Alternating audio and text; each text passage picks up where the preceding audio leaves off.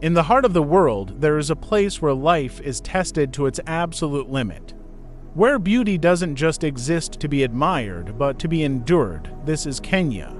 Not just a country, but a feeling, a raw, pulsing reality where every sunrise is a challenge and every sunset is a reward for surviving the day.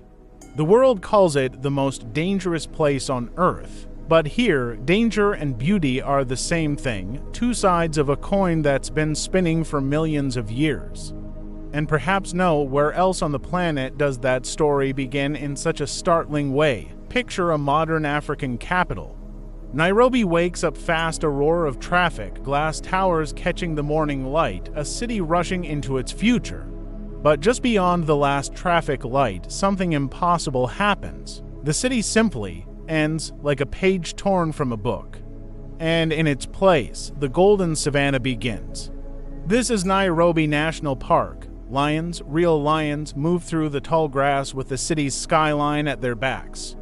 Giraffes, the tallest creatures on land, glide past, their silhouettes a stark contrast to the man-made peaks behind them. It has a question written in the dirt and the grass. How long can a city and pure, ancient wildness live side by side? Here, they breathe the same air. To understand the forces that built Kenya, you have to go to the Great Rift Valley, to a place that feels like the Earth's very bones are showing. They call it Hell's Gate, and the name fits. The ground hisses with steam, hot to the touch. Deep, narrow canyons twist through rock carved by water and volcanic fire. You can cycle through it, but there's a tension in the air. Cape buffalo graze silently. They seem calm, but a twitch can turn into a charge in a heartbeat. The rule here is simple. Never assume the wild will move for you. You're a guest in a house built by giants. And then there are the colors that don't seem real. Lake Magadi shimmers like a spilled jewel box, blood red, neon pink, deep purple. It looks magical until you learn the truth. The water is so caustic, so alkaline, it can burn your skin. This lake is poison to almost everything, yet life finds a way. Flamingos by the thousands stand in the toxic shallows, delicate and pink. Their bodies are miracles of survival, designed to filter out the poison and thrive on it. In Kenya, even the most hostile beauty is home to someone. From the poisonous lakes, we go to a place of pure, thundering power. The 14 Falls of Athi. The river doesn't just flow here, it explodes. It shatters into 14 separate torrents, all roaring into a gorge at once.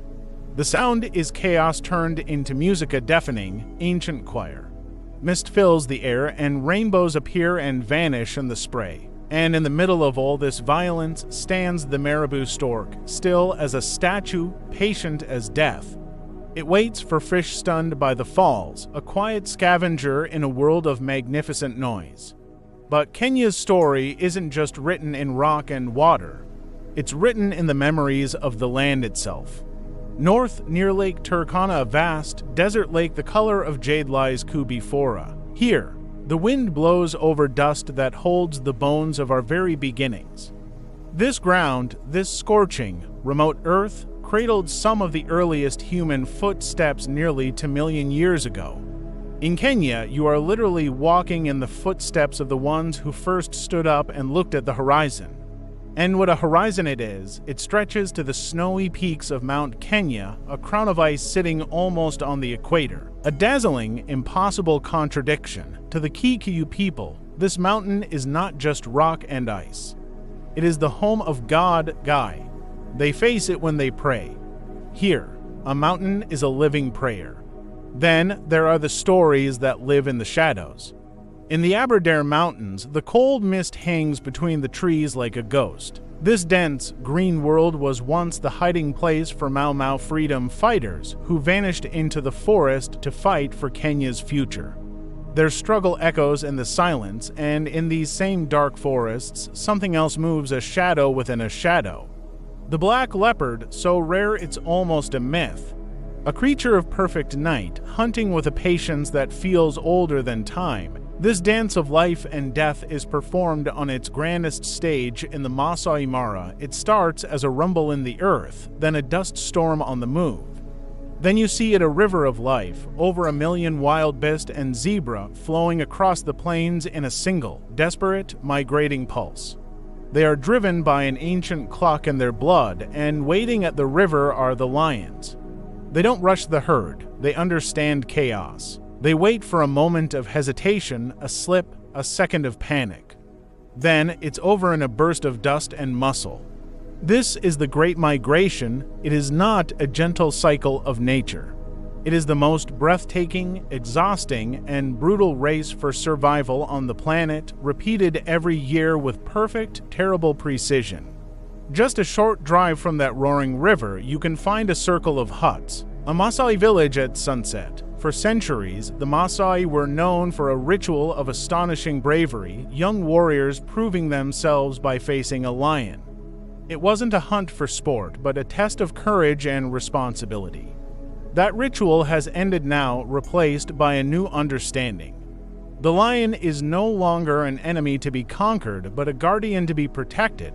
The courage, though, remains. You see it in the adumu, the famous jumping dance where warriors leap straight into the air, showing their strength and spirit.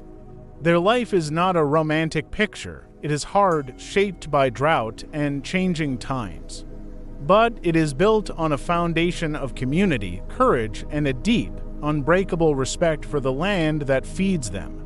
So, is Kenya the most dangerous place on Earth? Perhaps. But its danger is not a threat, it is an honesty. Here, life is not cushioned or pretended, it is vivid, immediate, and fragile. The line between life and death is not hidden away. It is right there, in the glare of the sun, in the depth of the gorge, in the eyes of the lion. It is breathtakingly beautiful precisely because it is so real, so raw, so true. To come to Kenya is to remember what it feels like to be alive, not just to exist, but to be part of something ancient, powerful, and magnificent. And once you have felt that, once you have heard that wild heartbeat as your own, you will spend the rest of your life longing to hear it again.